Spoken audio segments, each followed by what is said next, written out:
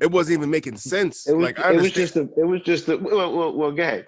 Let's go. Let's get in it. Let's No, go. I'm just. Let's Oh go. man, Dive in. dive Take in. off. Take off. Take off. Let's go. Take off. Launch. Come out, the Vajay with a purpose. Welcome, Docs with Fat Cat. Docs, DOCS, like your doctor, or no, it's short for documentaries. Docs with Fat Cat here on the Just Bake channel. This is See where that? we do things. It's in your nose. It's in your nose. It's in your nose. Pick it and flick it. Pick it and flick it. I got a mojo. No. You good? I'm good. Okay. Yeah. Their nose. They get it now. Yeah. Bear in the cave. Here for the Just Bake channel, once a week, we like to give Just you all Bake. a segment of this Just Bake channel, what we call Docs with Fat Cat. Once a week, we watch documentaries, and we watch them, and we talk about them. Some would say it is a digital book club. The DBC. Similar. We do watch these things, and we talk about these things, and whatever we find interesting and intriguing. And this week, Mr. Five off the Mr. Matty off the backboard, no look. You know what I mean? Just sometimes just Alley-ooping. up, Alley-ooping. hope Sean Kemp just comes from the back and Gary Payton throwing up that prayer, knowing that the Throwing Rain up Man is going to throw it down. You know what I mean? The glove with the bow for the Kemp. With this one called The Last Stop. There it is. There's nothing else to it. You got it. The Last Stop. How many takes it took you to do that, huh? Yeah, well, I practiced. I'm ready today. With a disturbing image of a woman with, I thought was Vienna sausages at first, but me too. A picture of tampons, I thought it was too. dirty tampons fixed around her head as though it was As a crown, yeah, as a crown. Thorns. And I think that just goes to show that, we don't necessarily Ugh. dive into the worst first. You see it and you have a sense of innocence, and then you go, oh, that's just, it's worse than I thought. It's worse. Right. I'm like, Right. What are those, like firecrackers hanging? What are those, Vienna sausages? I thought it was like a weird move. No. Meat thing. Like, Fever's like, nah, you guys got it all wrong, man. Those are bloody tampons. Whoa. Bloody tampon. It's like, what? Yeah, it got real after that. Yeah. So that set the tone. That set the tone right there. Yeah. So without further ado, I'm going to let the finger roll come off iceberg style into the screen, into Matt's direction. Let him break down his findings here. What was popping with this one? This one was another. I like spending time and going through the trailers for all these videos. And this one I came across a couple of weeks ago, and it kind of had it in the back pocket of, all right, this is definitely one I want to watch at some point. And it has to deal with kids and taking care of kids, and how it's, to me, it even goes deeper into how as soon as a child is born, it's fawned over so much. And then it seems in certain situations when things get tough, there's kind of the attitude of, let somebody else take care of them. It's kind of like rich people, when they have a dog, they'll send it to go be trained. Like when normal people, you just train your dog yourself. Kind of get your ass in the field and do it, right? Exactly. I need someone to teach my dog to sit. Take the time. And everybody has known kids growing up, the problem child, things like that. And always in the whether it be mental issues, whether it be neglect, whether it be just the way that they were raised, there's always those quote bad kids, abuse, things of that nature. And I always remember hearing about kids, going away, and there was always the looming threat of, if you're not good, we're gonna send you to something. Yep. Boot camp usually was like the term, right? Shit, my mom used to always say a home. Yep. This is probably the spot she was talking about. Like, you keep acting, I'm gonna send you to a home. I'm like, a home? I am home. No, motherfucker. A different home. A group home. Yeah. You'd always hear rumors and rumblings, and watching this maybe see like, holy shit, some kids just really got lost in the system, and people did not care, and there were not checks and balances like there should have been. And it's kind of like the last documentary that we watched about the Ku Klux Klan, where I could just kind of put the same thing on there of, you have this behavior happen to you, and oh my God, the only thing that you don't want is this behavior to happen to you. But then as soon as you get into any piece of power, you then inflict that behavior upon other people. And I don't fucking get it. Because like in this school, one of the big things was the kids were kind of in charge of everything. And that was kind of how that changed the whole diet. I think that changed the whole dialect of that whole school to me. It was like, yes. Cause I'm like, how can they like more rebellion? But it's like, okay. You put it's like a prison system. You put them against each other. You know what I'm saying? Yep. And kind of like make the pecking order be such as crazy. Yeah. Make them all responsible for turn each other. Inmates into COs at the same time. Exactly. So what we're talking about here is the Elon Reform School in Maine. I heard of them too before this too. Poland Spring, Maine, by the way, where we get our water from. Nice. Yeah, that was that fucking me up. I was like, this Poland Springs, Maine. What a water from?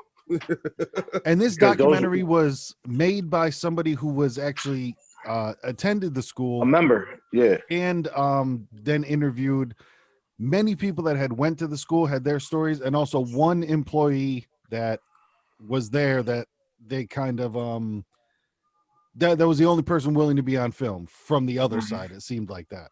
But there were just stories galore of mistreatment, what happened. And the wildest shit for me too was the people that, when it says how long they were there, because you hear the description of what happened there, but then underneath their name, they would be like, yeah, and they were there for like the one 2 dude, to 4 years.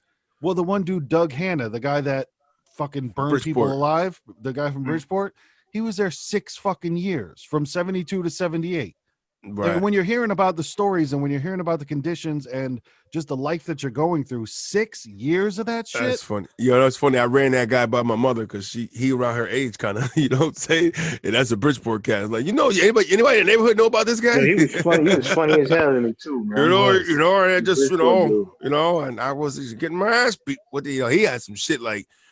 He has that mind where like you almost feel like what he's saying is true. You know what I mean? Almost like I don't know if he was willing to tell a lie, or he could have been stretching a little bit. You never know. You know what I mean? I don't know. It was that believable, but I don't know, Doug. I know what you're saying because it's it's a mental health thing. This is exactly. There's a lot of mental health, and this is through the lens of them. You know what I mean? Like this is their experience of it. So everybody's memory is different. And I'm sure through trauma that changes your memories as well, because all these people went through stuff that they should not have gone through before and during their stay at Elon, which is fucking wild. Right. So this doc was about a lot of the students, was their confessions of their time there. Yep.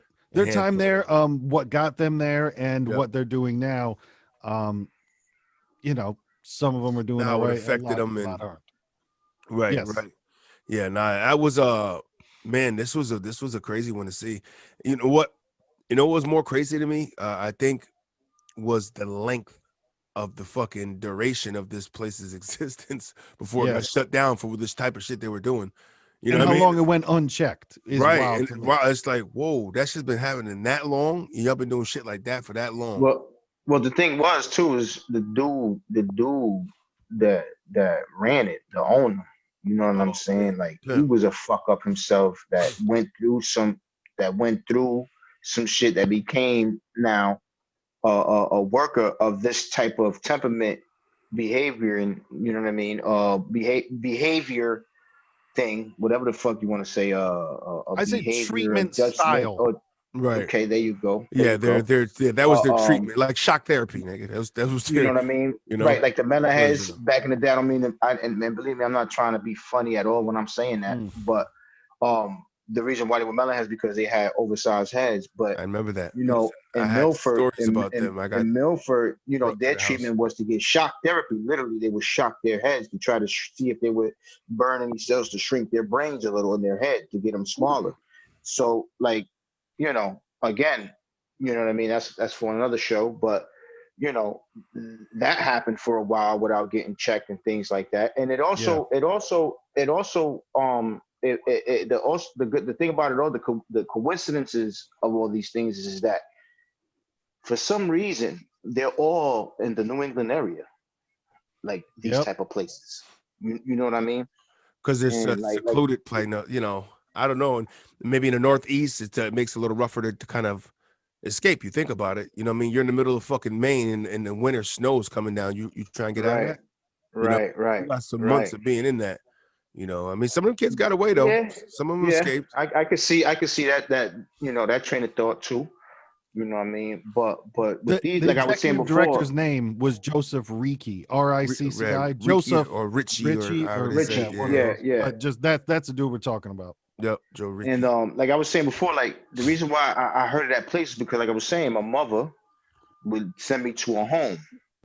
Now, one home I definitely knew about was the one in Terrytown in New York. You know what I'm saying? But over her looking through shit, I overheard, with her on the phone talking. Like I remember that name, and when it popped up, I was like, oh shit, you know what I'm saying? So this was the type of shit my mother was really trying to put me in, huh? You know what I'm saying? Crazy. Can you imagine that you was that close to possibly going to a place like that? Yo, like in but with Terrytown she really had the brochures. Like I knew that because she's like, you see this shit. This is because with Terrytown they were like a militant, more military based. You know what I'm saying? In their treatment. So she figured that would have been more conductive. Right. And I think the core idea of these programs is good. It's you give the kids structure and you give them rules to follow and discipline, and you kind of give them a different environment where some kids can get over on mom or dad, and some people like can't discipline their kids. There are people that just for whatever reason they can't discipline their kids. They don't feel like it's okay for them to do whatever it needs to be done. You so they outsource. You get people that's like they can't even discipline their own life. So how the fuck can they discipline? You know what I mean? It's like if you can't even kind of like grasp your own shit, you have no chance of trying to get a kid on gear. It's like how the fuck Or then you got something that I can do better than I do for myself. knowing myself, and me going to a place like that, I probably would have been in fights every day, because I wouldn't be able to have a motherfucker all day just yelling. I don't know. That to me, certain tactics work for certain. Like there's the famous quote by whoever that said, "You can't judge a fish by how well it climbs a tree," which is it's just to say that different people respond to different things differently, and different people are like everyone is a genius in their own way. And for me, the one method approach, I'm like, oh my God, there's people that don't react to that. Like me, I don't react well to fucking people screaming. Like we know at work, like when we're going to pick up packages, all it is people screaming all fucking day. And to me, brother, it doesn't even hit, like it all goes over my head. Like it doesn't even, whether it be stuff from childhood or whatever it is, just for me, yelling does not work on me. Like it fucking bounces, like it doesn't penetrate at all. Like talking to me and explaining to me, that's the type of shit that gets me to change. And I'm not even saying like I don't rail back against yelling. It just doesn't work for me. Like how certain people are scared by loud noises, shit like that. Because I think that's what it is when people yell. It's just not a tactic that works for me, And I think a lot of people, they fail to see that when they sent their kids there. I don't think they really understood what was going on there. And I agree a long time ago, you know what I mean? He might not remember, but you know what I'm saying? We was all hanging out, and then and we was all in a discussion like how we always get or whatever. And I forgot who he was talking to. But we was all chilling, and they was and they got into a heated argument or whatever. And Ras made it a point to be like, yo, listen, just because you yelling or whatever doesn't make it any more fact, reason, or even anything. You know what I mean? Because what you're saying, yelling, you can say in a calm tone also. Exactly. You know what I mean? You don't got to, you know what I mean? So just because you're being loud about it doesn't make it more effective, make it more true or whatever. You know what I'm saying? It's an intimidation factor at the end of the day. And I always took that, and I always took that for face value, and I always kept that. That was a jewel that he dropped, you know what I mean, that I took, that I always kept, you know what I mean? Because I remember that story. and you know what I mean, that's very true, man. It's very true. You know what I'm saying? You can get across, basically like the old saying goes, you attract bees with honey and not vinegar. Or you can attract more bees with honey than you can with vinegar. Yeah. You know what I'm saying? And those little sayings and words and phrases and things like that, I take with me, man, because they make a lot of sense. Oh And yeah. and you know, and if you put them to day-to-day work, it works out for the better. You know what I'm saying?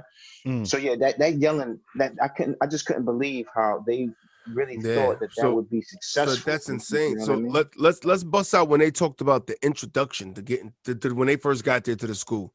All of them said the same shit. You're in an auditorium and they kind of put you up on stage, Yeah. and then they make everybody get up out the seat and bum rush the fucking stage like maniacs, screaming and cussing at you about what you're there for, what you did. You know what I'm saying? Mm-hmm. Don't even know Mm-hmm. you, but like now these are your peers you're gonna be there with, and now they're at you like that. I think that's what really fucked the game up there, man.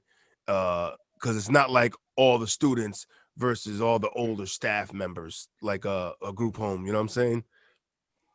Yeah, This it was was all the students versus the students, because students, what they did at right? this Elon school was they put the kids in charge of all the other kids, and the way to get out was to climb the ranks, and there were a ridiculous amount of ranks. Ridiculous amount of ranks. That Yeah. was fucking insane. You know what? I almost give it to them on the intricate thought plan out of that shit. You know what I'm saying? Because it was Mhm. Yeah, on very paper it makes sense. It makes sense right. on It was paper. very Yeah. like strategically how they did it. You know what I mean? And how they knew it was gonna affect. So I mean, I give the plan. I mean, it's a fucked up plan to me, but I get it. Mhm. But yeah, you know what you were saying. I didn't mean to cut you off. No, just in general, they're what they did was they made it a caste system to where the only way that you can get out of there was by making it up all these ranks to the top level, and then eventually there could be a meeting on if you were ready to get out or not. But what it was is that every level then watched the level below them, and snitching was huge of Right. if Yeah, you I was did just about to say anything that. wrong. Yeah. And You that stole a so pencil. so that's how they kept every if you picked up a pencil and didn't let people know, yeah, there Right. was shit like But that. But but what don't they did forget was, also. Yeah, yeah. Let me see, because I I know was gonna say, you might hit it. what they did is to kind of keep the program tight knit is it was the kids watching the kids, and there were also the overseers, the adults were watching over everybody else, but it was there was an entire state of paranoia over someone's going to snitch on me if I don't do everything right. So I better do everything right because everybody is snitching. And it just sounds like an exhausting environment. But go ahead, Q. Right. It's And right. don't forget either too. Like once you're climbing those ranks, if you get a strike against you, you fall all the way back down to What the they say Yes. they dropped that. What do they call? I forgot what the term was. Drop out or you drop get you down. get you get shot down. Shot down. Shot There you go. down. Shot You down. get shot down all the way back to the beginning again. So then you got to Yep. start all over again to go up. And it's crazy. So the tactics they use, these kids that probably don't want to be the way they are doing it just to get the fuck out of there. Mm-hmm. That Yeah, was a crazy tactic to me, man. It's like yeah, that works because they're gonna be yes, on that shit. And they're gonna be assholes to everybody in there. So now these kids are kind of like fine, like jail shit. It's a kill or be killed type shit. And when you're in jail, Yep. so I mean, I can't speak for. I mean, you know a little bit more of seeing, you know what I mean, on that insight. But you know what I mean. That's kind of the environment, though. You know what I'm saying? It's like, well, who's kind of yeah. the But strongest among us? the only difference the only difference is that, you know what I'm saying, we, you know what I mean, we not trying to, you know what I'm saying, we locked up to our sentences over. It ain't no way we can beat that. You know what I mean? Yeah. To them is, all right, you're in this place because, you know what I mean, A, you put yourself in here because how your behavior, you know what I mean, Yep. or B, your parents just don't want to deal with you. You know what I mean? They Yep. just want to get you out of their way. You know what I mean? So, you know what I mean? That's a little more fucked up in a way, because like Well, how because the they're younger how they too. how the kid gonna feel. You know what I'm saying? Damn, my parents really gonna put me here because they really think they can't control me, or you know what I'm saying? So they're gonna feel some type of neglect, even though they're acting however the fuck they're acting. Yeah. They gotta have that alone time when they by themselves when nobody's around, and they're just thinking and just thinking and just thinking. The motherfuckers are like, damn, why the fuck did my parents put me here? Like for real, like they really don't fuck, like they really think I'm really this fucked up kind of Right. thing. You know Yeah. what I'm saying? And it seemed to not to defend, because people should have been doing more research before you send your fucking child away. But that's a whole nother thing. Yeah. It seemed like it was the classic bait and switch of the programs and the flyers for the shit made it seem like this. Oh, we're going to be canoeing. We're going to be swimming. It was a camping. That's what they said. It was like, it was going to be like camping. Yep. We're going to be out in the woods. You're going to be learning life lessons. And then you get there and it's not that. To where I can, to piggyback off what you said, P, there's got to be a sense of, holy shit, my parents don't care about me. And then there's also the, damn, did they know it was like this and sent me here like this on purpose? Right. How fucked up are they? How much do they care about me knowing this place is a shithole like this and they fucking ship me here?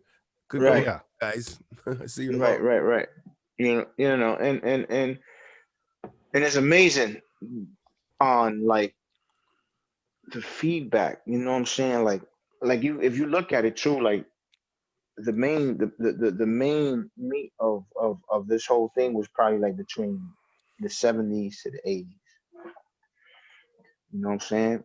A lot of that footage, right? I feel like they didn't have a lot of more current footage though. They had some because you know it got shut. You know it got closed down after that. I know, but I'm saying though, like in the 2000s, like that. Yeah, like in 2011.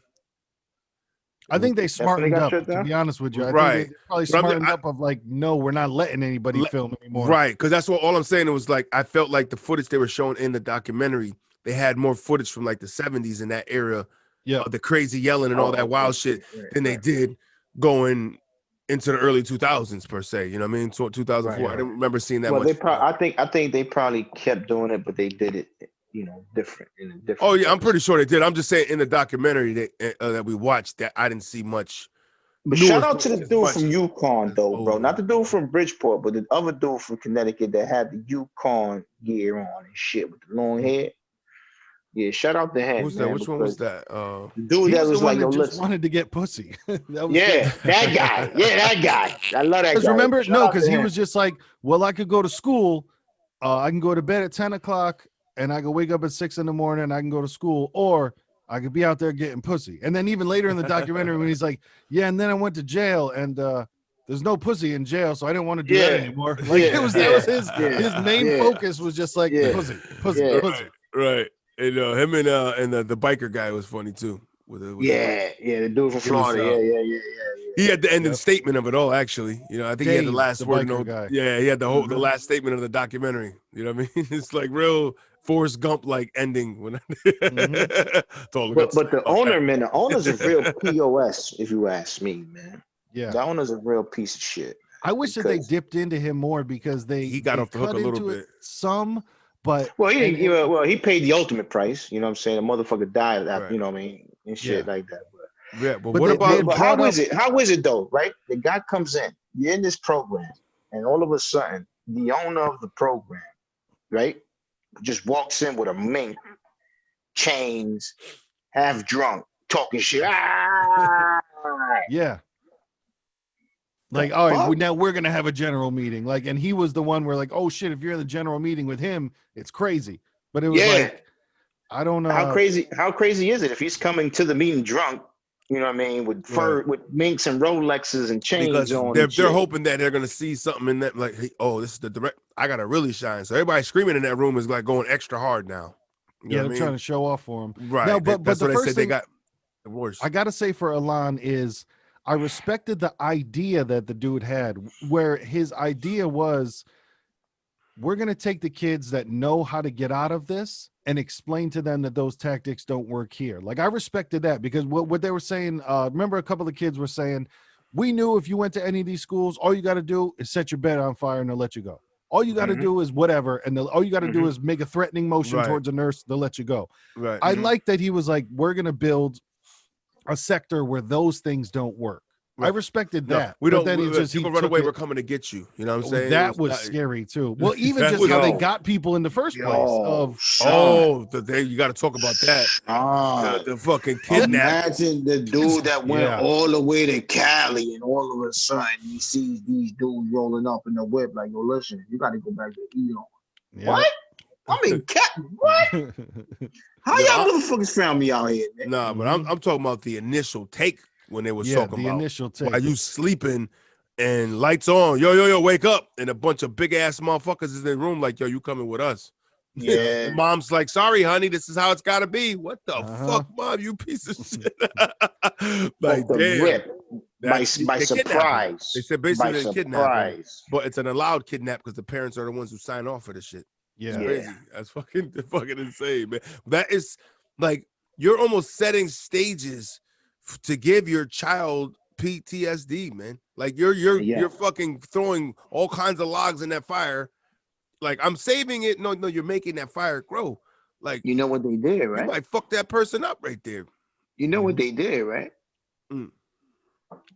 They took a page out of Christopher Columbus's book and was like, "Come here, motherfucker, you're mine now." Next, you know what I'm saying? We discovered this. You know what I'm saying? Get over here, Scorpion. Yo, man, but and that was the thing too, kind of how like I kind of tried to give some of the parents the benefit of the doubt, but then that happens. You know what I mean? So like, yeah, you're reading this, even if the parents are getting tricked by the brochure, you still like, there's no other option. There was no like, yeah, and we'll bring them up there, and which it seemed like some people did. You know, the whole they had to have that conversation. You know, they had to have that conversation. Yeah. You know, exactly. Of like, so when are we doing it? Yeah, we'll be there about 4 a.m. Wait, what? Let's make it 7. Let's get some pancakes in him, then we can send him on his way. Like, it doesn't have to be. You can't trick the nigga and be like, yo, we're going for a country ride. Get all the way out there and then like, okay, well, we're here now. I tricked you. Or at least the nigga's alert.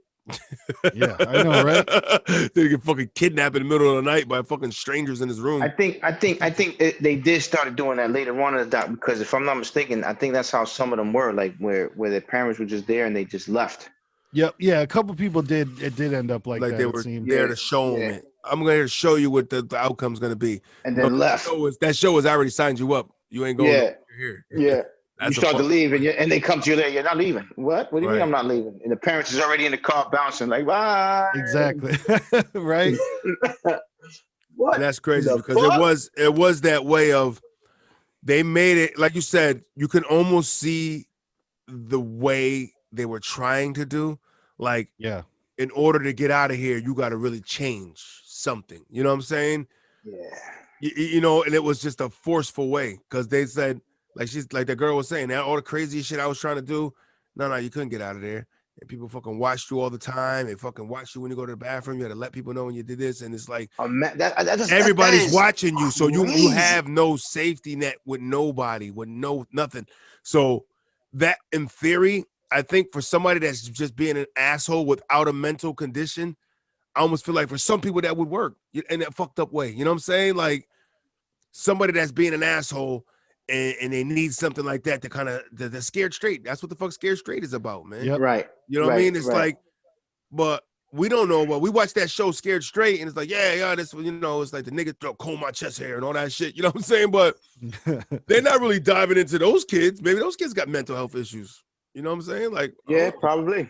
So I wouldn't doubt it. It's the parents' better job to filter out exactly of trying to get through layers of maybe what's going on instead of automatically just assuming. You know what I mean?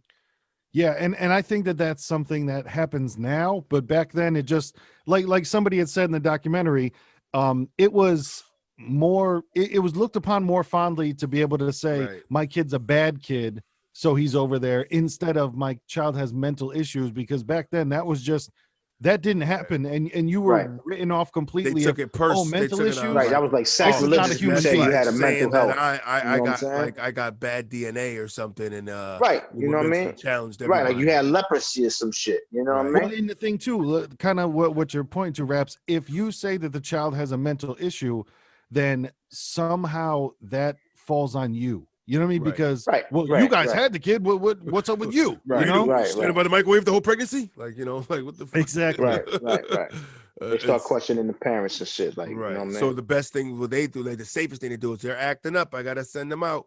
You know, because you've seen like the kids that were in learning lab, that some of them, a lot of them would act out, but then it was like this, you know, they had learning disabilities and shit or whatever, you know what I'm saying? But there was something else to them acting out that might not have been home shit, just that they just had a hard time socially getting along.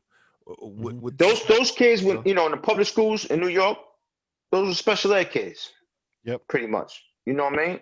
Not the rapper. Right. You know what I mean? And I don't know how it was if y'all had those type of classes out here in Connecticut, you know what I'm saying? But you know, from kindergarten to 6th grade, you know what I mean? Those were curriculums. Yep. They were, you know, they would be going to the same school we go to, but they would just stay in that one class, you know, they would stay in that one classroom, in that one special classroom, you know what I'm saying?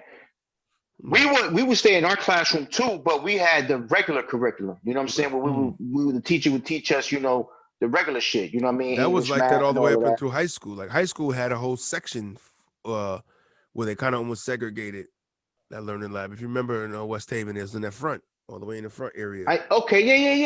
You're right. The main building, it turned into a gym. It was a gym at one point or whatever. It was a couple of things, but it was the learning lab section over there. You know what I mean? So that's how the learning lab. Right. LL. That's what they say. LL, learning lab, special ed. Put your fucking L's up. Right. Yeah. But they almost made it a separate place. You know what I'm saying? I'm sorry, I shouldn't have did that. But that was crazy too, because the fact that they didn't really have trained professional psychologists and shit at that school was something. Yeah. You know what I mean? That's another thing. Like, this motherfucker is getting mega money, mega bread, and didn't have a degree for shit. Well, it also kind of harkens back to the documentary we watched about the doctor doing the fucking abortions in the back room of his doctor's office. It just unchecked, because even when they talk about later in the movie how, and he did have paperwork and he was legit. Yeah. So they would talk about how later in the movie, whenever the state was going to come in and check on them, they always gave them the, you know, people have been through this shit before, when DCF comes to check on your kids and lets you know, hey, we're going to be there September 22nd. And you're like, why the fuck? Like, that defeats the entire purpose. Right. Your house is in tip-top shape. Everybody's smiling in place. We're doing great here. Exactly. Kid's got makeup on his black eye. Like, that's what fucked him up. It was when New York went unannounced and found out that you motherfuckers is breaking all types of violations. And hold up, where your paperwork at? Oh, y'all don't got paperwork? Oh yeah, y'all getting shut the fuck down. And so I think that just speaks to how long this shit should have been shut down. And I'd also like to know, so then who are the people on the board in Maine that just turn a blind eye to it? Are you being paid off? Go. Is that what is that shit? That's got to be. I didn't think of that. It's like, yo, feed the head of that guy that was supposed to blow the whistle. He was the one. His pockets were getting locked up real nice. Right. Real nice. Yeah, they said they had multiple fucking investigations, multiples. You know what I mean? In decades. And fucking New York comes in on their first bag. On their first jump. Unannounced. We ain't telling y'all more shit. This is how you catch motherfuckers, man. We from the city. This is how you catch people. You gotta pop up on their ass. And you gotta think how bad it is to where New York's first time they come in and they don't pass out tickets. They don't fucking start citations. Right. No, this whole shit's got to go immediately. Yeah, so that can tell you how bad it is. It wasn't like, wait, there's some shit that you guys could fix and then we'll come back. No, it was, whoa, shut it down. Right, there wasn't a checklist. It's like, this shit is just This shit is just insane. It's just throw out the whole bag. Yeah. That's funny. Double bomb on them. And even there were people just that were obvious that they had mental conditions, like what was her name, Mary O'Brien or Martha O'Brien? Which one was that one? With the eyes. She kind of had the list. Yeah. She fucking freaked me the fuck out the whole time. I thought she was a fucking demon or something. She was adopted, and that's kind of even worse. Like, what path are you on to where she was adopted? Then the adopted parents were just like, well, pieces of shit too. Yeah, we got to send you off. And because you could obviously tell, I mean, she's still drawing in crayon and shit like that. Like she was never, you know, having make believe friends still, you know. Yes, imaginary friends. She was like off the rip. Nobody noticed that. I first fucking 2 seconds of seeing that chick talk, I knew something was wrong with her. Check this out. Not to be funny, my girl but picked it up. My girl picked it up. I was like, yo, she's like, yeah, that's a condition. But look at the right and boom. So she like, yeah, that's some type of condition. But I can't front. I know I just ripped her just now because looking all kooky because she's old as fuck. But they gave a picture of her when she was young. She was all right when she was young. She was attractive. I don't remember the picture that they showed. Yeah. They flashed when she was when she was younger. When she was in the program, they showed her when she was in the house when she was younger, and she was all right. You know what I'm saying? But yeah, man. When I seen it with me, I was like, oh shit, what the fuck is that? You know what I'm saying? And then they explained. You know, my girl was like, stupid ass, that's a condition, you dumbass. I'm like, oh, okay. You know, all right. Okay. Yeah, it seemed kind of like that Peter Pan shit, that never grow up stuff, because she was even still, she still kind of talked like a baby, kind of making dolls and shit out of making dolls, playing with her dolls that she made. Like, and I'm not shitting on her, like that's whatever condition that she has, but what I'm saying is, so obviously she should not have been in with just the fuck ups that were doing heroin and stealing cars. You know what I'm saying? Like there's it's crazy because when you think about those ones that were acting up the most and did all that kind of shit, they more likely were the ones that probably became the staff members just to get the fuck out because they knew what time it was. They was like, all right, so all right, I just gotta kind of go. All right, cool. And some of them said it helped them. You know, those are the ones that said it helped them. You know what I mean? Like the guy that was like, hey, you know, I got a lot out of it, or the lady with the Celtic shirt. You know what I mean? The gay chick with the glasses, you know, where she's like, I don't regret anything. She was like, I don't regret anything. If anybody didn't get what they got out of it, I thought they did. Because she took it in her way that she was right by people. Like they didn't say much bad about her. Well, she was the staff member, the one that worked there. Yeah, the one that worked there. She was a staffer, right, with the green shirt. You know what I'm saying? But, you know, it was like people kind of, they talked about, they fucked with her a little bit. Like, you know what I'm saying? Like she was like a cooler staff. They said she was fair. Yeah. She was fair. You know what I'm saying? So to her, the program worked in her eyes because of her interactions. But it's like, yo, you got to look at a bigger picture. You know what I'm saying? You didn't follow everybody from when they left out of there.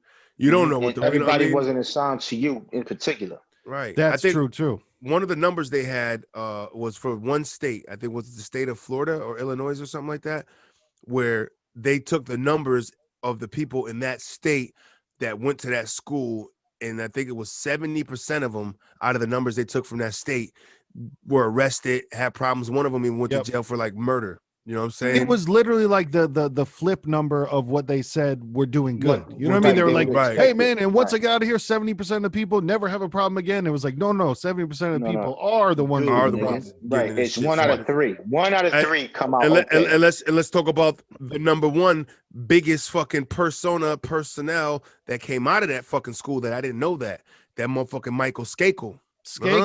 Come on now, that was a big fucking people that know that politician. That was another murder. And there was a girl at Yale he murdered, right? Was it Yale? Arthur Moxley. Yeah, and then Moxley. Yep. And then, but you know what though? I believed because of the antics and tactics, right? How they used that shit would be tossed out. But not only that, but I'm just gonna play devil's advocate. You know what I'm saying? Because to be real with you, I don't know if he did or if he did. You know what I'm saying? Yeah. That's you know what I mean.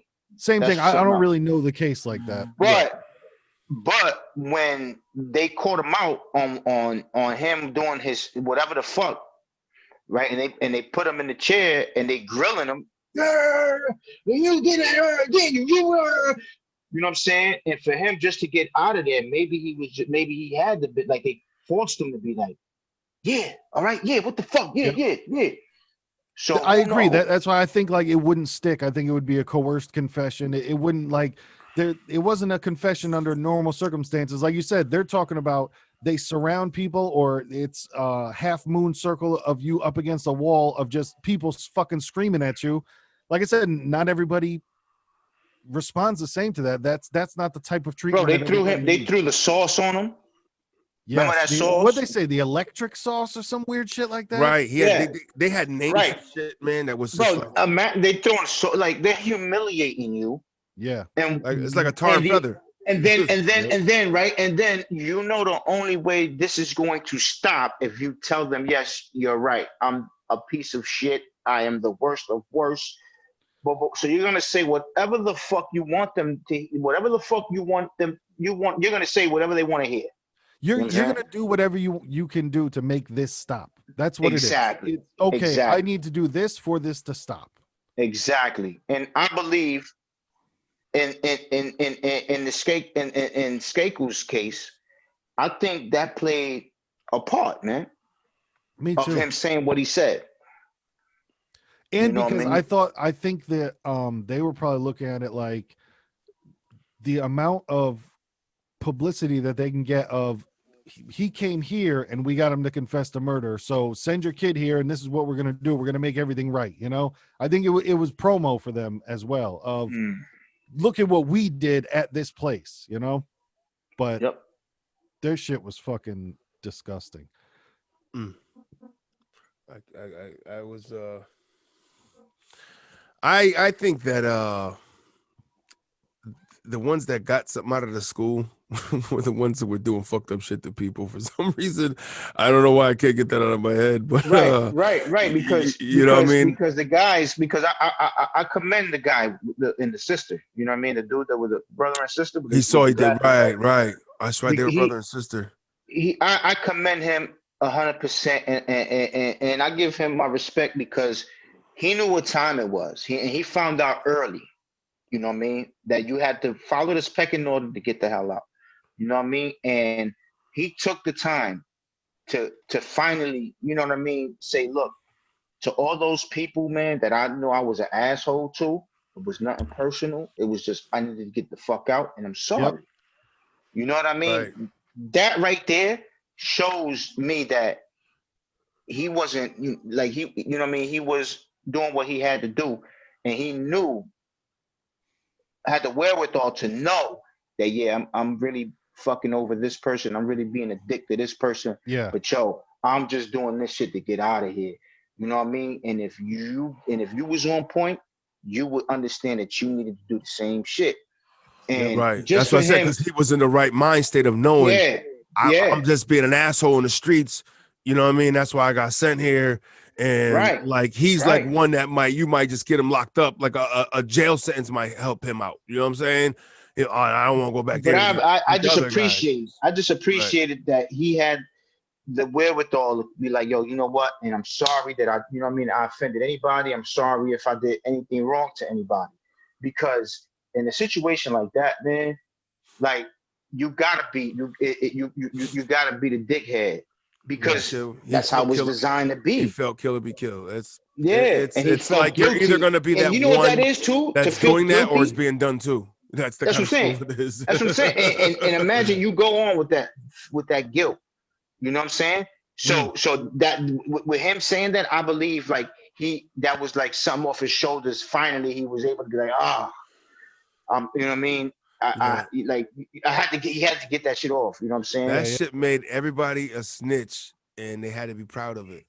And they were just to get out of there. That's like, you know what I mean? That shit was like, you had to be a snitch to get up in ranks, man. You had to tell on everybody. The proof was right there. You had to have no friends there, type shit. You know what I mean? Unless the proof was right there. The proof was in the people that were there. The dude from Bridgeport, the brother and sister. You know what I mean? The actual guy that did the documentary. The girl that was a stripper that became a stripper after that. Mm-hmm. You know what I'm saying? So it was only, again, 3. There was six, like almost 7, 6, 7, 8, 6. And 3 of them came out all right. And like 7, and then like the 5 of them were fucked up. Yeah. Well, and even some of them, it seemed like they came out right for a little while. Like, remember the one dude, he was talking about, the guy that you're talking about, the gentleman that had to do what he had to do to get out, he then went on to have a family, but then he said eventually he realized crazy heroin addiction he had. Yep. And then eventually he said he realized that he didn't know how to deal with anything because they didn't teach you how to deal with anything. All they taught you how to do was to get angry and fucking yell. And that's not the way to deal with stuff. And it's interesting too that they were able to cultivate an environment where nobody got together and said, hey, let's try to do this together. Instead, however, I don't know how they did it, but they got them to fucking be at each other's necks the entire time. And nobody switched around to like, yo, just if you don't snitch on me, I won't snitch on you and blah, blah, blah. And let's just all try to get out of here together. But it seemed like they had, whether it was police quotas or whatever the fuck it was, of you have to snitch. So we need this amount of people in trouble. I don't know. Right. It's like, if people aren't getting in trouble, you're not doing your job.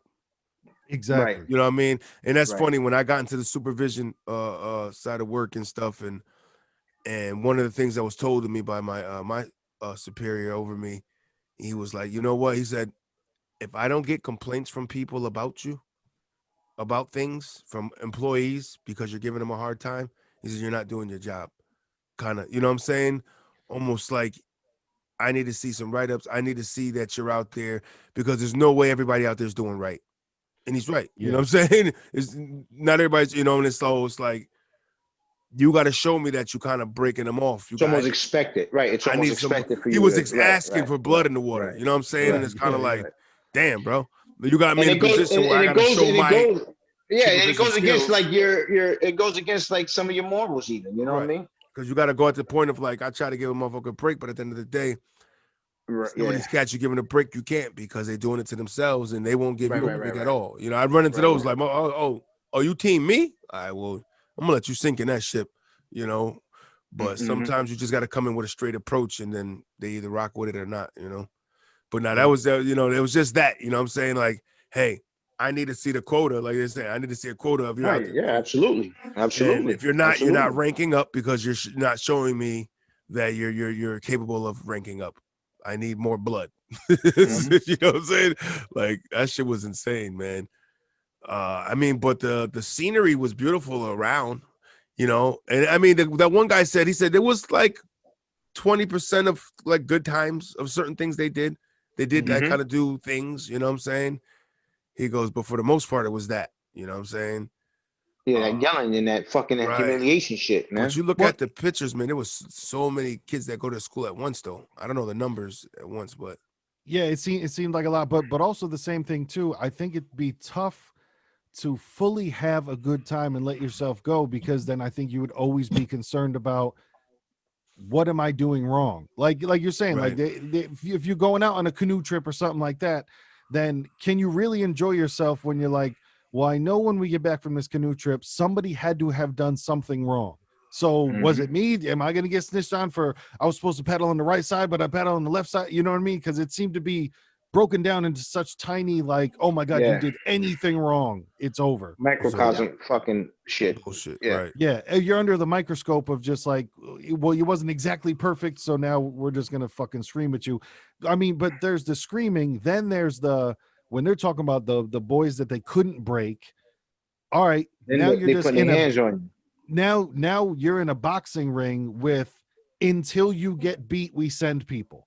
What the fuck? I want to know when that first one popped up, because was that there from the jump, or was that okay? All our tactics he are said not that. working. He said that. The owner said that. The owner said that. He's like, and then he said, and then which is odd cases, even though we had some, but in most extreme cases, there's the ring. Yeah. Now he says in most extreme cases, right? But then when you ask the kids like, oh yeah, the ring, that's a fucking normal thing we used to go through. Yep. And even you know what I'm saying? I almost feel like that might have been all right for somebody that might like, oh, y'all want to settle y'all differences, y'all both want to go at it, they both agree, put them in there. Almost, you know what I'm saying? Not like, I don't want to know, you're gonna get in there or you're gonna get your ass kicked. Right.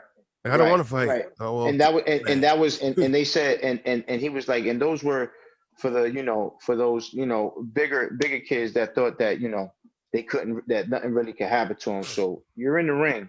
And he was saying too, those were for the kids that thought they could solve things with violence. It was like the idea makes sense, because but it wasn't, but I don't think it was the kids themselves that were fighting. He had staff and other staff from somewhere to come in one after the other, one after the other, Yeah, one after the other, that was fucked one up. after the other. You know what I'm saying? Until you're like, fuck.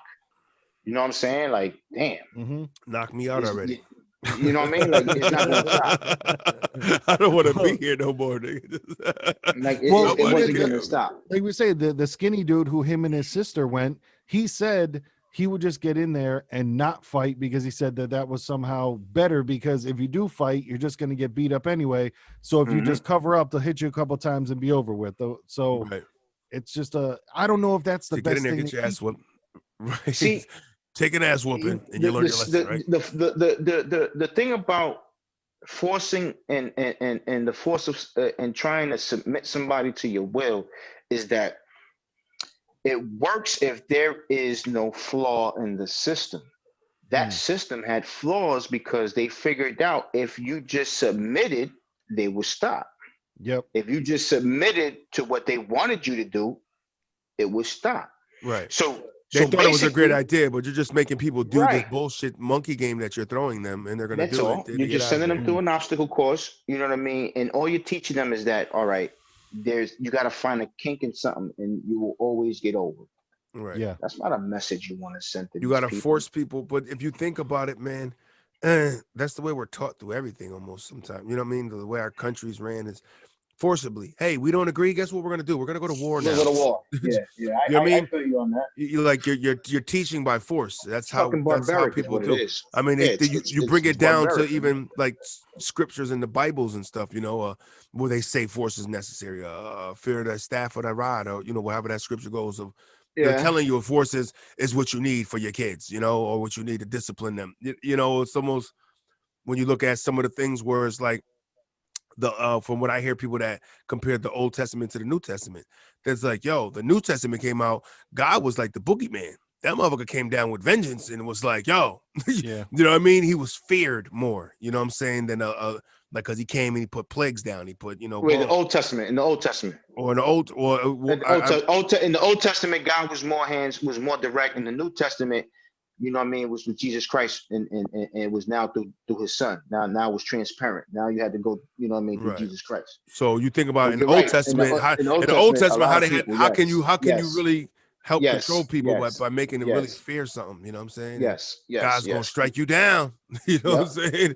So it's kind of that same thing, man. I think it was interesting now too by that. My bad. Go ahead. My bad.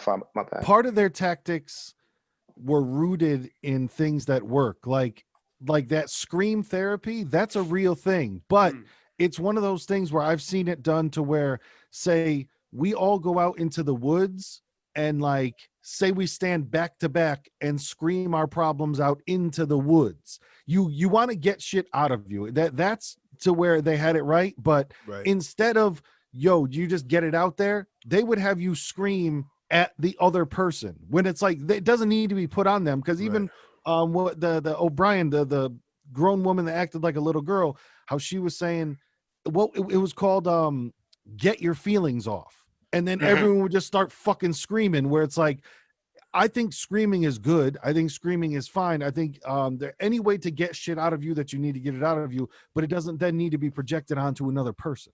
That's the part where I'm like, that's where you guys fucked up, because you could you're in the middle of the woods. Everybody scream, get it out of you. Do what you have to do. But it doesn't have to be fucking a room full of people directing it at one person, because how does that help them? Right. Because they got their own shit they're dealing with. Now you just gave them your shit.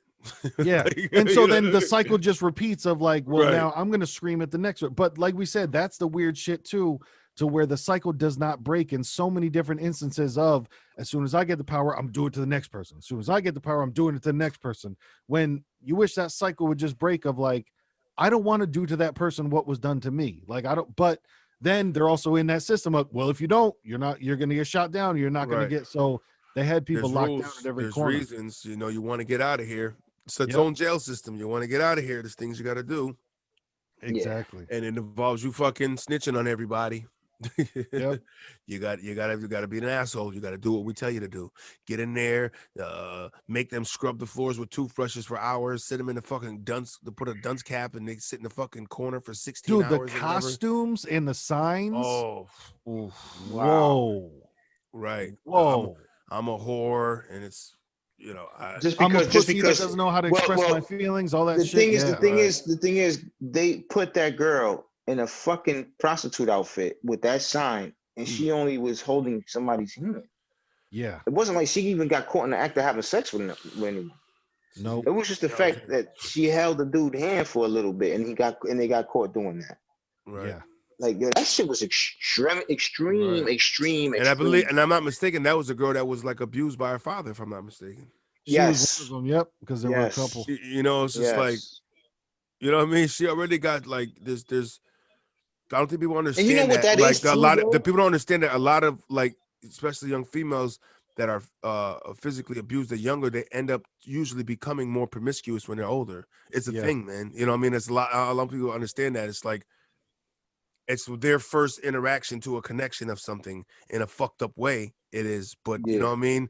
If you really talk to some of the girls that were really promiscuous and fast, they've had some problems, man. You know, usually all the time. You know, usually when you're younger and you experience something like that, the lines kind of get crossed to where they're blurred, they think distorted. The lines get blurred to where they think this is how somebody shows me that they like me by touching my body, when it's well, I mean, in some instances, yes, but you're worth more than that, and like you got to respect yourself a little bit and can't just rent it out like that. Right. And another thing too, you know what I'm saying, with that girl, man, like she was saying that, you know, her dad did this to her, and they're telling her, no, that ain't happening. Yeah, man, that ain't happening. You were lying about that, nah.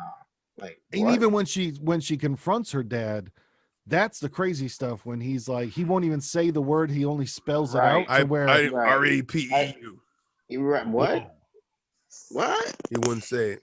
No, and you know what? You know how you know somebody's lying? Because he didn't say I didn't. He said, why would I?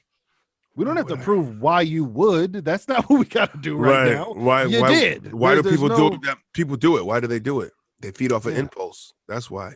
You know what I mean? And then there's a problem wrong with them when they do that.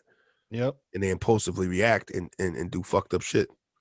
But I'm telling you, that's one of the things, like, it's not, you know, a hard and fast rule, but a lot of the times when you confront somebody about something and they go, well, why would I?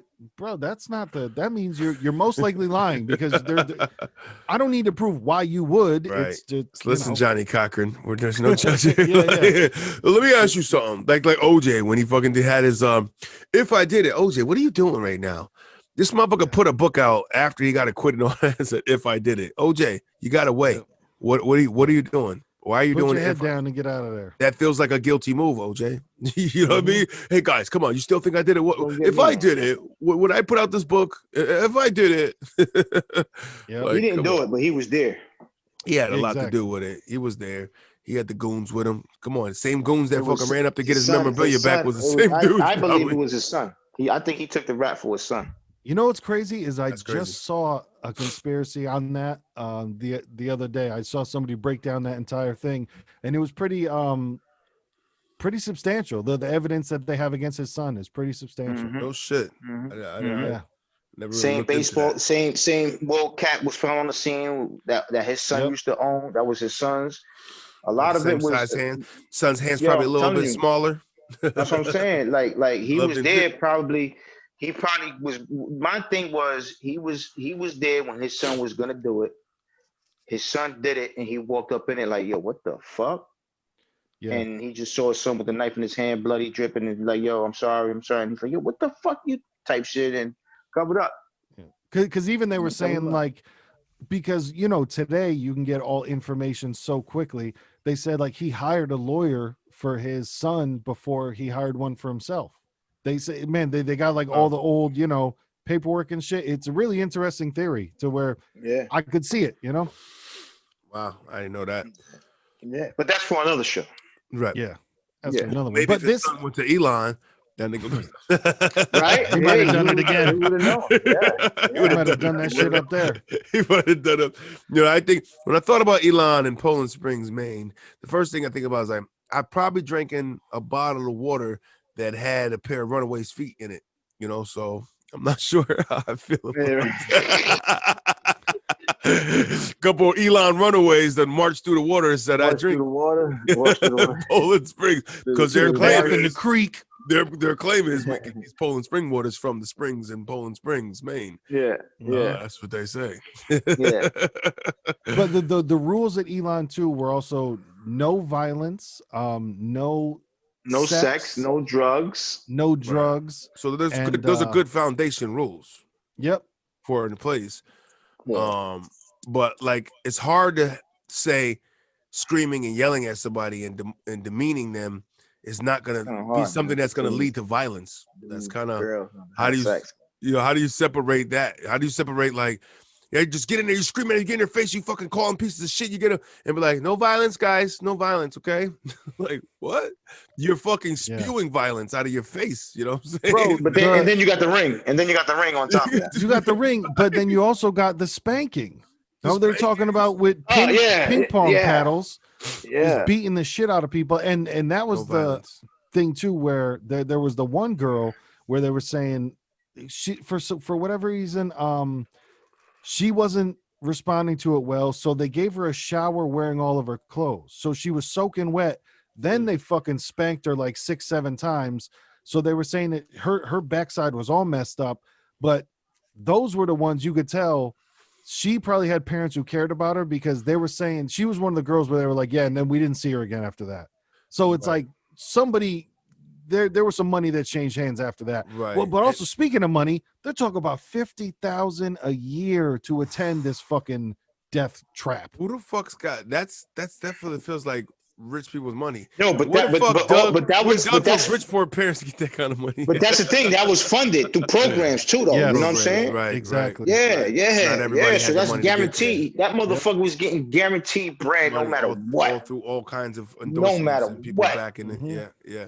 Much like when you are standing behind a horse. Park your Ferrari and shit with your rollie with the chains and shit and your taco. They talk kickbacks, I believe is the word. Kickbacks. There you go. Think about how long that dude Richie was then untouched since the 70s, and then they finally shut him down in 2011. How much money did he make? And you know, money, the dollar bill inflated from 70s up until 2011. Yeah. Is that 50 grand a year? Was that a current number from when before they closed? Pretty much. It was pretty much. It probably I was just wondering if they had a time frame. They probably that's where it was when they ended it. They, you know what I'm saying? So like, they weren't saying anything about adjusted for inflation and stuff like that, but you could imagine. But I feel you on that. Grand. Yeah, and Pete, what you're saying too is, I'm sure a lot of that was, you know, because once you get involved in the state, and then once it's becomes a mental issue, stuff like that, and they subsidized the fucking kickback, all that other shit of, well, yeah, we can put them over there, and then somebody will pay for it, taxes, however the fuck it works, and then they get them. Once it becomes a grant and is governmentally funded, game over. That's 1,000,000% guaranteed.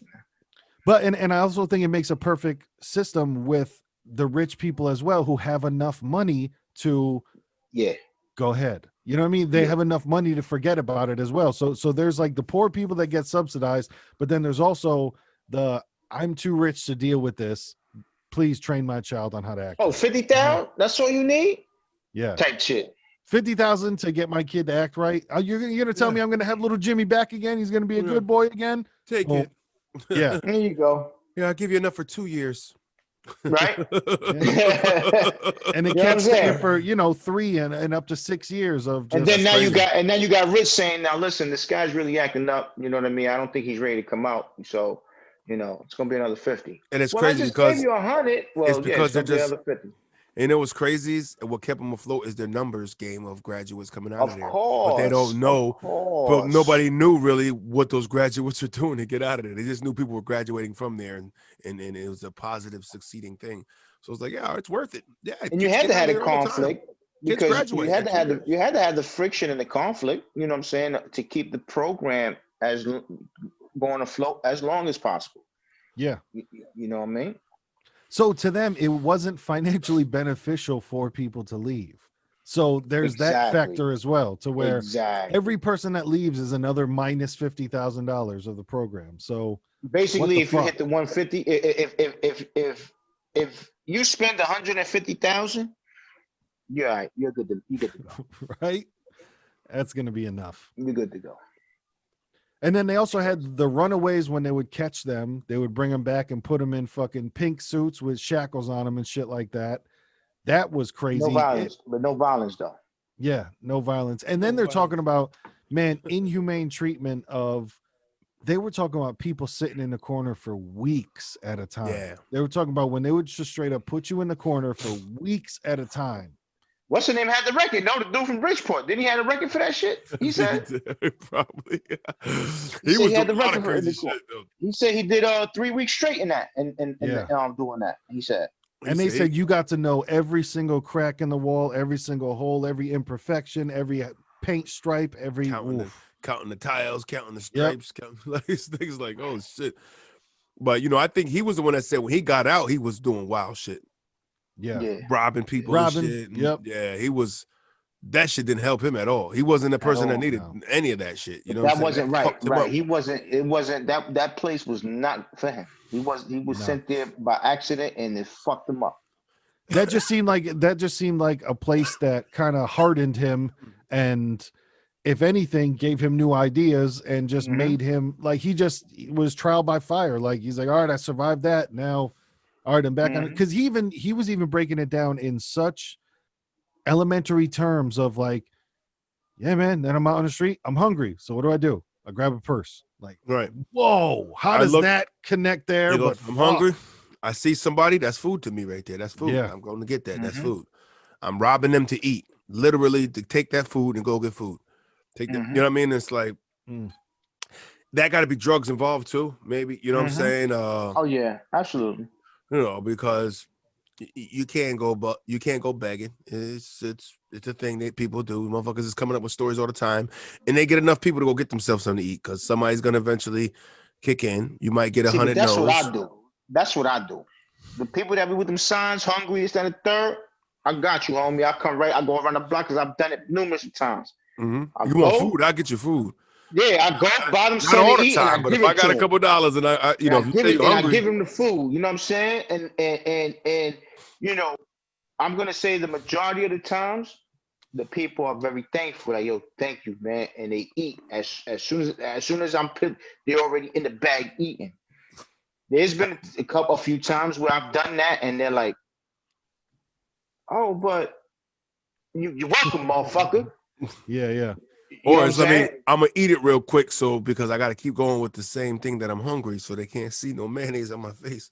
I mean, you might get a couple of those sprinkled in there too. You know what I'm saying? But that's what I do. I go get the food because I got stooped one time, and that's all it took. All it took. Get a dude money, boom, boom. I seen him at the motherfucking spot. I'm like, oh, word. Okay, never again.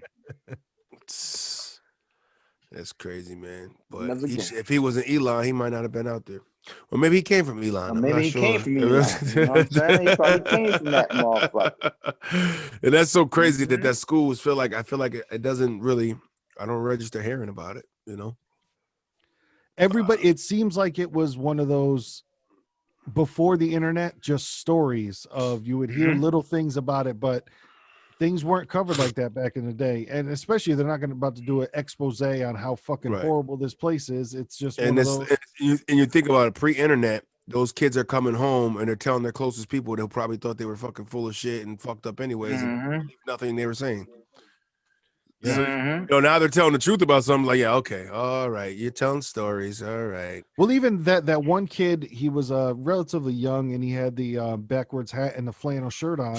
Yeah. He was even saying like he came home and nobody even knew where he was. They were all like, oh shit, man, we thought you were boom, boom, whatever. Like no one even knew where the fuck this kid was. He just disappeared one day and then reappeared 2 fucking years later. Like that's insane as well. Just nobody knew where the fuck he was.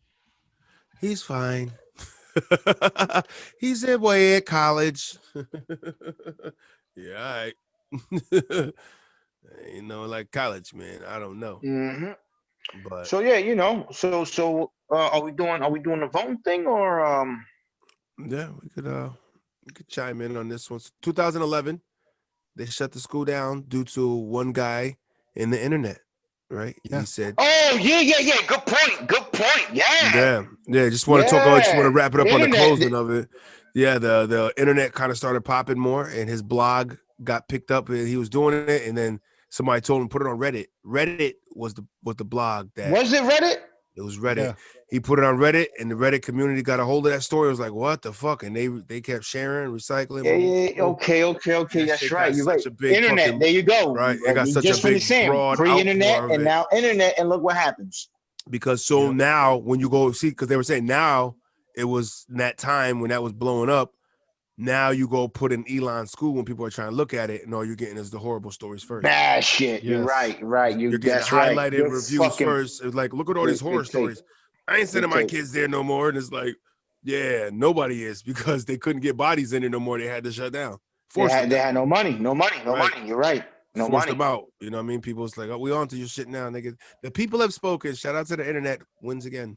It's undefeated. Internet is undefeated.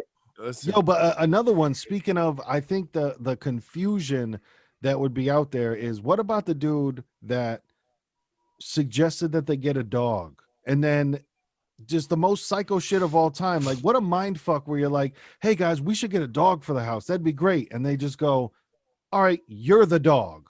So now you have to dress like a dog, you have to act like a dog, and you have to fucking eat out of dog bowls and all this other shit, where that's one that confused me the most, because why just say no? You can't, you just can't be like, hey man, we're not going to get a dog. Instead, it was, how dare you come up with this idea? Well, because the idea was he got it from the same shit they was doing, but at another house, a different house had a dog. It was a house in Atlanta or some shit that they had a dog, or whatever the fuck. Somewhere another house had a dog, and they figured, fuck it, let me, you know what I'm saying? And they take my shot. Fucking, oh, you want a dog? Oh, you being cute. They fucking flipped it on him and was like, yeah, you're the dog. My thing is, like, what do they do? So, and it's crazy because, like, when you just keep refusing to do anything, they're going to find ways to keep punishing you through everything you refuse. You know, my thing is, like, how far do you go, though? How far can they go off of refusing? This is your punishment. This is your punishment. Scrub those floors. I'm not scrubbing those floors. What you going to do now? Well, we're going to spank you. Okay, keep spanking me. I'm still not doing it. What we going to do now?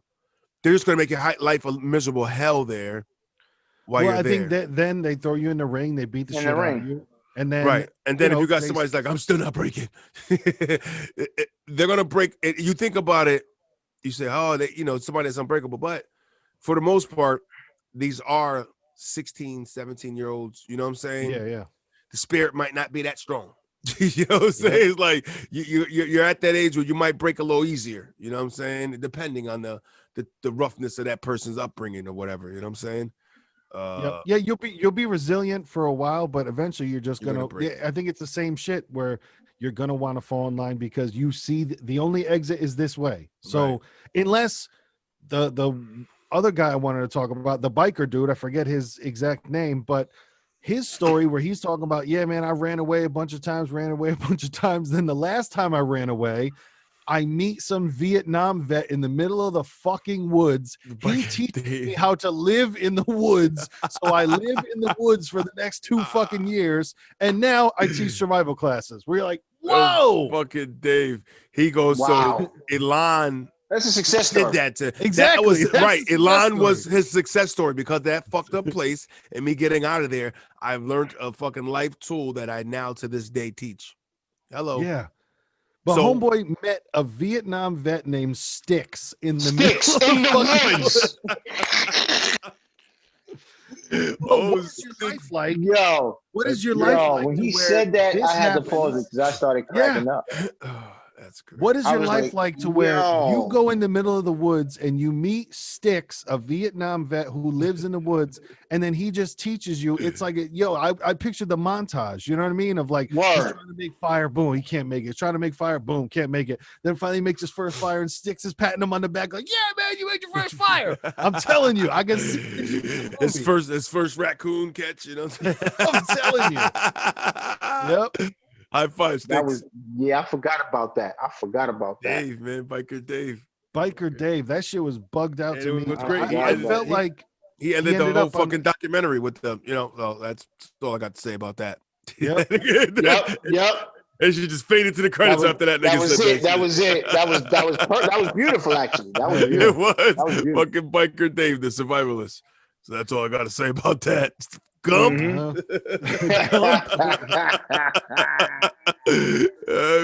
He seemed like he was one of them that made it out of there like the best. Like, I don't know, of course, if he still has whatever, any type of issues, but he seemed like he really made it out of there and made something of himself to, yeah, man, this is what I do now. I teach survival skills in the woods from some fucking old Vietnam vet. That was amazing to me. Well, it kind of forced him because, you know what I'm saying, he escaped. So he had to fucking, you know what I'm saying? That was he great. Had to learn. The nigga was on the run and ran into a gem in the woods. In the woods.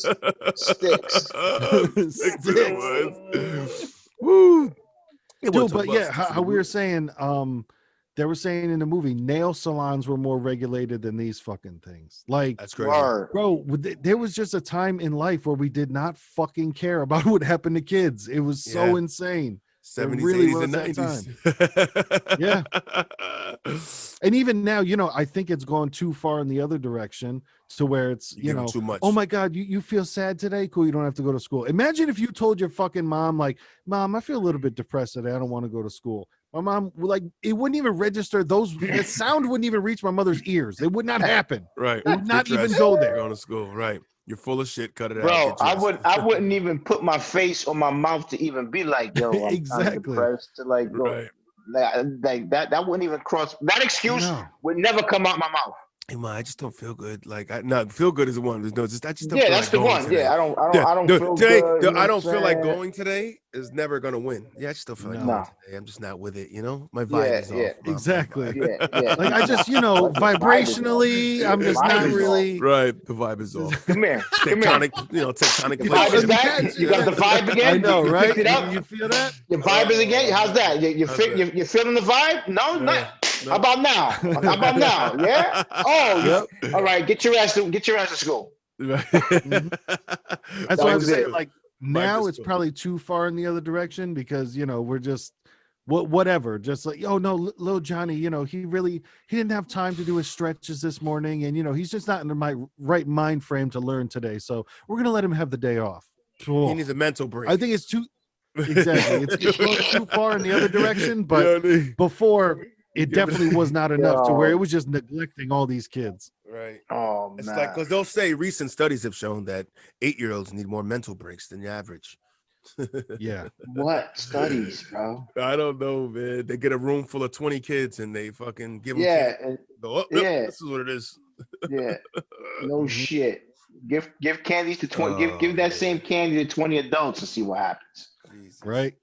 But I felt bad, and then they did the "Where Are They Now" thing, and the big girl, she had passed away because that was the other thing too. Man. I didn't see that. Wow. That was sad. Yeah, that was sad. She passed away, man. Because you could tell she had a heroin addiction, man. Yeah, and she wasn't okay after because just the way she was talking and everything, you could tell it just never left her.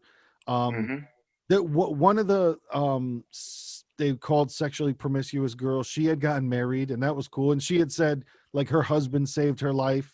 But then the one of the other girls where she was just like, yeah, I was a stripper for 10 years. And I think she was kind of like dope fiend out. She said she's been on and off for the still so many years, I think. That's what I felt like she was kind of still going through it of because she even did the breakdown crying scene of why me, why am I still here, why am I not dead, which is never a good thing. And then I think Mary O'Brien is one of them that made it out, or either Mary or Martha, I forget her name, but she was one of them that seemed to make it out okay. Like she had a book published of all her fucking drawings and shit. Right. Like she seemed to be doing all right. She did. Well, I think she was I think she was one of the ones. She was one of the ones where the family was wealthy, and you know what I mean. Because she was adopted. I feel that because and I feel because of her condition, the adopted family was kind of ashamed and was like, "Yo, go over there, go over there," kind of thing. You know it's what I'm like saying? And it's like, why would you even take that personally? You adopted this child and it didn't even have no kind of anything tied to you as far as blood. Like, I mean, if that's your angle, just because you're calling it your kid, you don't want it to be that way. I don't get it. also too, it might not have been something that they quote signed up for. You know what I mean? Perhaps they adopted her as a baby and didn't know, but of course that's still problems. Your responsibility. Now you don't want it because it's a defect. Like, come on. Yeah. Or it's just one of those, if you got enough money to quote pay for the problem to go away. I really think that was a lot of it too. 10 times out of 10, they're going to do that. The price tag on this, like we were saying, man, $50,000 is a lot now. Never mind back in the 70s. Right. That's, the top of the top. That's why Homeboy's walking in there with minks and shit like that. And they're talking about his ties to organized crime. That's for my rating. I'm not going to give it away right now. But fuck, I might as well go into the rating because I got to go first anyway. So my rating.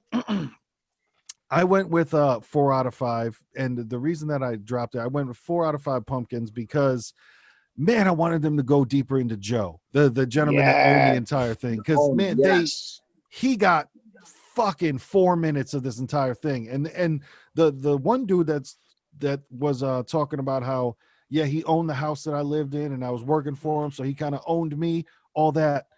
I wanted to know more about Joe because then they're talking about he was arrested a couple of times and there were rumors that he had ties to organized crime. And then it's like, and back at Elon, they kind of like, I was like, whoa, but wait, what happened to fucking old duck in the raincoat Joe? Like, said, you know what I'm saying? They didn't say anything about him getting arrested or anything, huh? They just shut it down and that was it.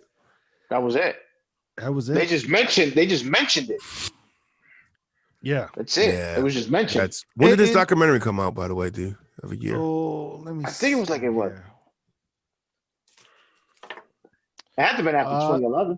Oh, it was fucking 2020. This is a new one. This is a brand new one. I mean, nice. See, that's the thing. I kind of never know. Let me look it up on IMDb because sometimes I'm not sure if the number is that it came out on. No, it should be the same number though. It should be right. Not when it came out on Prime, but when it actually came out. Yeah, type shit. Because Chariots of the Gods Prime was not around in 1942. Whenever the fuck that movie came out. Always referencing Chariots of the Gods. It was one of the best. It was one of the best. It was just one of the best, worst ones ever. on IMDb, it says 2017. This dropped, but see, so yeah, you just got to check the IMDb.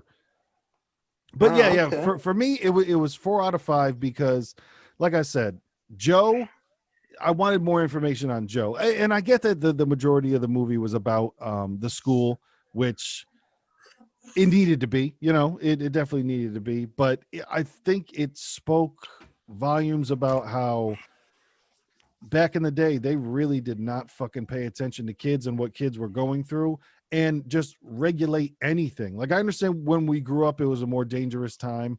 And me and my brother were even talking about it over the holiday weekend about how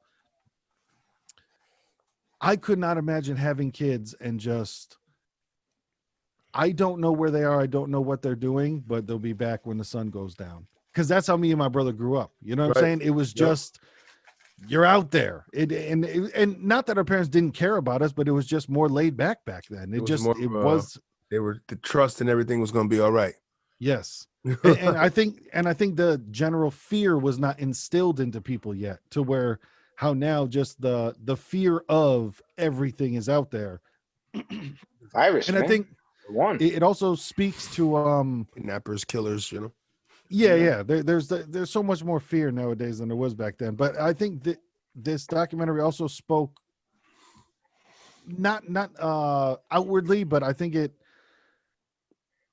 I forget who said it in the movie, but there was that line that hit me deep about the whole fucking, we just didn't want to be seen as mentally in trouble. It was always just like, you're bad, so we'll go and fix you. But nobody ever had the empathy of, wow, this person has a problem and we should help them. It was always like, there was no empathy on the side of like, there for help. It was, oh my God, we have to change you, and I felt instead of helping. Yeah. Somebody in the movie said this quote that I thought was really dope. And it said, we can make tough people by putting them through tough things, but that doesn't mean that we should traumatize them, because that's what I think happened at this school. Like I said, the whole, imagine having a room, like everyone's been in an argument with a couple of people before, but imagine having a room full of people fucking just scream at you. Where they're talking like 30, 40 people just screaming at you. Right. That shit is crazy, dude. That's you need some mental fucking strength to kind of get through something like that, man. Yeah. That's not for everybody. I don't think that's for anybody. Yeah, exactly. That shouldn't be for anybody, but yeah, let alone somebody that's going to try to have some problems already. Everybody responds to things differently. Like even teaching wise, some people are audio, they'll take it in. Some people are better by reading. Some people are better by visual. Right. But the one method fits all of, you got to think, because they were even talking about in this documentary how some kids had gotten like a D on their report card and were sent up there. You know what I mean? Right. There were some serious lines that were crossed where you had homeboy from Bridgeport that locked the door and burnt down and killed a bunch of fucking people. And then you also got, well, this person's mentally disabled and we don't know what to do with them. Then you also got, well, this is a rich kid that got a D on a report card and she's smoking cigarettes, so we don't know what to do with them. You throw all those people together from different, there's, like, as people have said before, there are levels to this shit. So people came in on different levels of. And those badass rich kids are probably the fucking staffers. Once again, I keep hanging on that. But more than likely it was them niggas. Yep. But man, eye-opening documentary. And another thing that kind of breaks my heart is, this is only one of them. You know what I'm saying? To where you got to think about, this is one instance of one thing that was documented. Imagine all the instances, not even just at Iran, that were not documented. All the people that, bro, I worked at Fairfield Hills and I heard about the stories and I saw the fucking some documents and shit like that in the buildings, and where, especially when it comes to mentally disabled people, bro, the rules jump out the window. Like, it's just there aren't checks, there aren't balances. Right. Because a lot of them can't speak for the wrongs that are done for them. So people, they get away with more shit. They'll do more shit to them because they can't say anything to anybody because of their condition. They're just gonna be like, oh, they're just rambling. They're not making sense. You know what I'm saying? And one of the things that the big girl said, and I'll end on this, one of the things that the big girl said that I really felt for her is when she said, we used to talk about, if only we can get people to listen to our story, if we only get enough people to listen to our story. And I'm glad that finally happened for her. You know what I mean? Like, even though she had passed away, before she died, she got to get that. Yeah. I feel for her that, hey man, at least people got to finally what she wanted, in some aspect. There's no worse feeling than that when you're telling the truth about something and nobody believes you, man. There's no fucking worse feeling than that, man. And it might not even be people not believing. It might just be your audience that you're talking to is not big enough yet. Like, just not enough people are hearing you. Some people, you could talk to your best friend about it and they might hear you, but you're like, damn, I need more people to know that this, atrocity is happening. So they say, for me, the right ears need to hear it. Talk about the right ears. But yeah, for me, 4 out of 5. I learned something. It opened my eyes because, like I said, you always hear the peripheral. You always hear the stories back in the day of, DMX rapping about it quite often. But yeah, man, it was always group homes and institutions prepared my ass for jail. DMX. Rough Rider. Double R.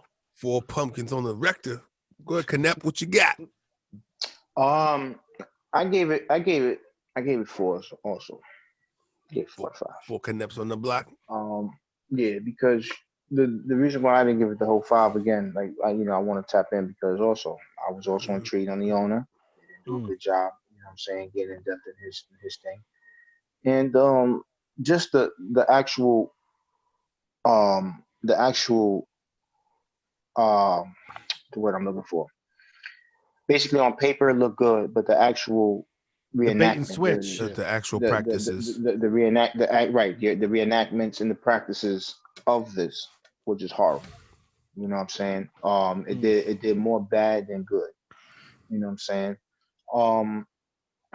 And for the fact that, this place preyed on the rich for their money and also for the poor for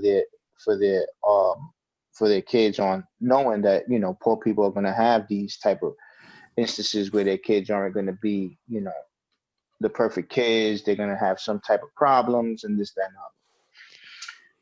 But all in all, what I'm saying, the actual school and shit like that, I was fond of because, again, like I said, it was like one of the ones that my mom's was looking, and also with the case with Skakel. Mm. You know what I'm saying? You know, these were institutions that people think, or that, you know, the government thought would work, but you know, it will work for those that it will work for, but I believe, which is a small group of people, then they would want it to which they would want it to work, which would be everybody. You know what I'm saying? Yeah. And it didn't actually work like that. You know what I'm saying? But before, because also the people, the way how the people was giving it up. You know what I mean? And I appreciated, you know, their experiences and stuff and their insight. You know what I mean? And to like where to like, you know, it really affected them, man. It really affected them in the long run. You know what I'm saying? It Right. didn't fix them at all. It didn't work, like I said, you know, in a massive scale. Um, and I just appreciated that, you know, somebody, you know what I mean, had the guts to make this, so you can see, you know, that it wasn't all that it was supposed to be. You know what I mean? Right. So I gave it the fork and nips. Fork and nips. Okay. Well, I gave it 4 1/4 melons, man. You know what I mean? That's 4 melons in a wedge. And a slice, and a slice. Yeah, I'm gonna throw a wedge in there. And a slice. You know, I On a paper plate. Yeah, on a paper plate. You know, not the good one either. The shit that soaked through. Oh shit! No napkins. No napkins. No napkins. No, we're getting greasy. We're getting juicy around here. All right. I felt as though the documentary itself was put together well. Maybe I would take my points off of just for the fact of, for maybe so long before it came out, 2011, almost 10 years later before it, but it's better it came out than not. I also think that from the time it closed to the time they shot the documentary, which have been they probably took a year or two, probably filming it. Who knows their timeline? Could have did it in months, but I almost feel like with that many years of that school and the shit they were doing and the practices they were doing and the people that were affected by it, I kind of almost want to see more people, you know, more stories. You know, I mean, how much can you fit in a doc? I get it, but I felt like there was so many more people that had so many more stories that you could have really sprinkled in there to kind of drive it home. I mean, not to take away from that, the handful of people that had for their stories, because they were effective enough for me to get an understanding of what the fuck was going on, you know, and especially when you hear all of them saying the same thing and they're not even in the same room. You know what I'm saying? They're identifying the same exact shit that's happened to all of them. I just feel like they gave more information on that. And of course, the closing part was very abrupt without any like legality talks. I wish I could have got more out of that. Yeah, I'd like a nice little wrap up. Right. You know, but all in all, informational wise, man, it's a strong 4 in a wedge, man, because just knowing, you know, just knowing it's so serious with it, you know, in a wedge. In a wedge, you know, because it's so real out there to see, man. Like I agree, like, you know, when y'all was saying of how conceptually what you're trying to do kind of makes sense. Like you said, on paper makes sense, but how you're doing is not the way, man. Like, these are people, some of them are fucked up, and maybe you should get to the root of that before you try to figure out a kind of result of treatment for them. You know what I'm saying? Well, I think just your first sentence there is one of the most potent I've ever heard. It's just, these are people. You know what I'm saying? Fucking treat them like human beings. These are fucking people, not stuff to dump shit on and fucking make them fight in front of you for your enjoyment or whatever. Right. And another real quick was, it blew my mind how, remember when they were saying once you get to that top level, you have the choice to leave or stay on as staff? How the fuck could you go through that entire thing and be like, yep, I want to stay here and do this to more people? Like, at that point, I get everyone's those are people that just probably have like power issues now that it gets discovered almost. You know what I mean? Like, I could see that. You discovered you like the power. You like to kind of you might enjoy really doing that shit. So it's like, well, they're gonna pay me for it now. That's true, yeah. You know what I'm saying? Like, I'll stay here. I'm happy doing this job, and kissed ass, and the staff loves them, and you know, people have their own vindictive ways that they like to you know, breathe fire into. You know, like, here's my anger and ugliness. Let me just fucking feed it. Yeah. With jobs like that, you know what I mean? But I'm 4 1/4, man. This was a good documentary. I really enjoyed it because I wasn't aware of Elon. Like you said, I knew about schools like these reform schools, Yeah, you always hear the rumors. Right, but I just thought more of like military, like people said military style school. They have more like, you're like at boot camp. This shit was not boot camp. Boot camp is like you see what they're trying to do. They're on you, they're on your ass, they're trying to toughen you up, and there's health involved and exercise and routine. It's different shit. This was none of that. This was just like, no, we're gonna teach you by just fucking breaking you down piece by piece, emotionally, mentally, and see if you can get out of it okay. If you get out of it okay, I think we did all right. That's the mix. Honestly, it was basically pretty much. Yeah, pretty much. Yeah. That's your niggas' approach. Yeah, it's okay. It was a human experiment. It really was. It was a fucking experiment on this group of people about what happens when we break you down and then build you back up. But I think they didn't do the building back up part. You know what I mean? I think that they broke everybody down to their core, and you've embarrassed everyone, and you've made them realize that they're not shit. And you know what, that program might have, you so funny you said that, because it might have worked in some sense, as after the breakdown you said is the buildup has to be just as strong, and they didn't do that. You know what I mean? They just did the breakdown and let you kind of just wiggle your way to get out of there. Other than that, there was no really. The buildup definitely has to be just as effective as the breakdown. Right. And that's what Styx knew in the middle of the woods. This is how you build it back up. And as David, shout out to Styx, man. As David Styx would say, that's all I got to say about that. Well, she learned that line from Styx. That's probably Styx told that line. Yeah. He's like, that's all I got to say about that. So you just start the fire like this, Styx? Yeah, I got to say about that. Nice, Styx. Oh man, great. So I guess the next one's on me, right? It's on you. Once again, it's on. All right. So as I sat and I listened to all this anger that spewed out of these mouths from Elon, which is the name of a book someone should put out, Mouths of Elon. But it's like, man, just the anger in people. So I wanted to go into a different part of uplifted and, dare I say, enlightenment. And that is the name of the documentary I chose this week. It's called Enlightenment. It's starring with the Dalai Lama is in it. You want to bring it up on Prime? I'm gonna have a hard time seeing here, fellas. So just give me a second to read this. Interested in the colorful and vibrant setting of Dali Marsa, India. 4 individuals, 4 different backgrounds come together to face their deepest fears as they approach the transformational power of the Kala chakra, the chakra initiation, led by the Dalai Lama. Through this film, we enter and discover an ancient yet unknown dimension where death meets life, a dimension that changes someone forever. And it is narrated by Uma Thurman.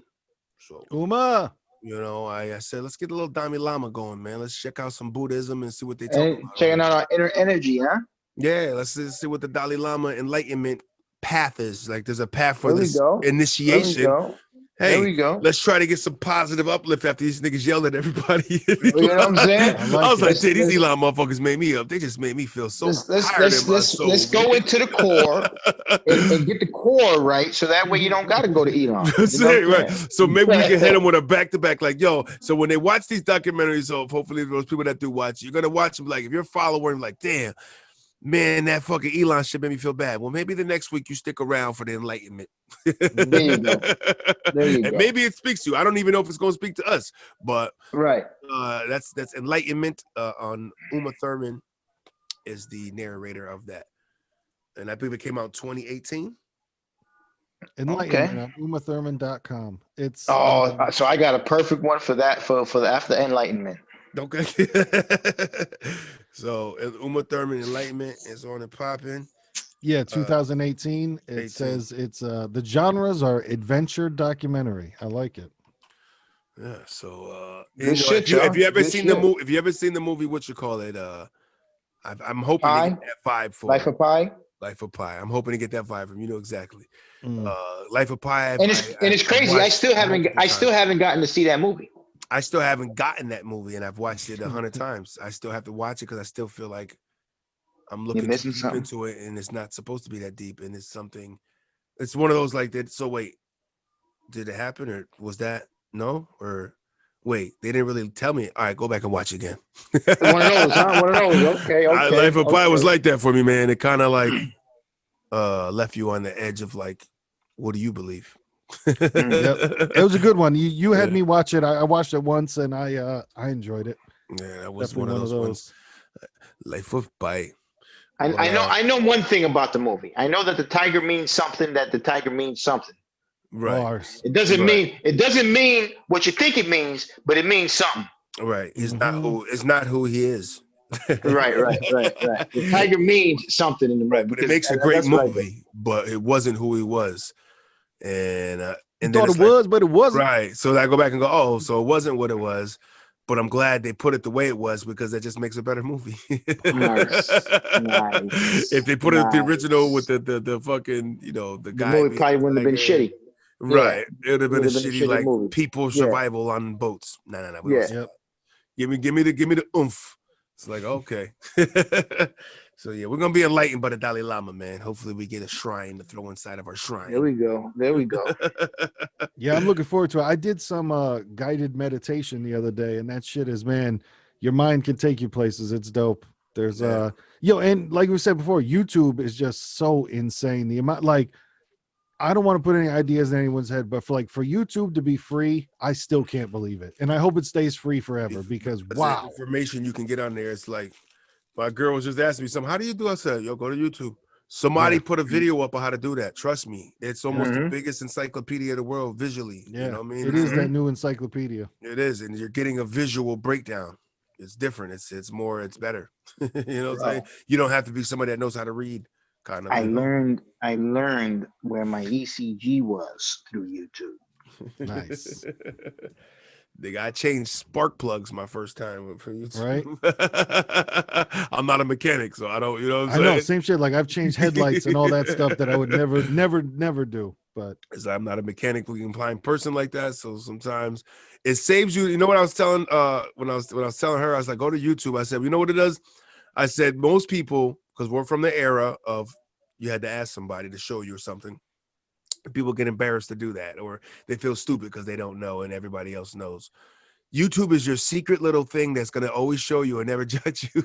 Yeah. Like you go there for like, man, I can't believe I don't know how to make this, but I'm gonna look it up real quick and find out. And don't nobody know. And now I can seem like the smart nigga when I tell somebody else.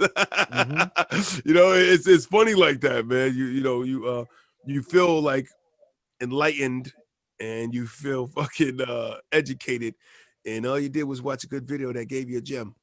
True. So here we hope we keep giving y'all gems on these documentaries, y'all. Yes, sir. Yes, sir. I am Young Pastry, Low Mattress, Fat Cat, Just Baked Channel. That's me. That's me. Things and say stuff. And also say stuff and do things. So stay in there with us. Stay in the kitchen, y'all. Keep it cooking.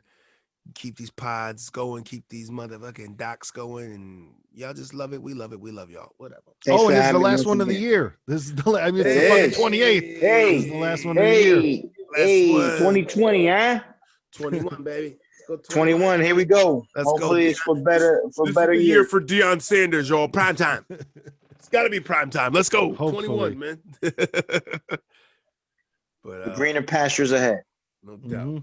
All right, brothers. Till we meet again. I'll see you guys next year.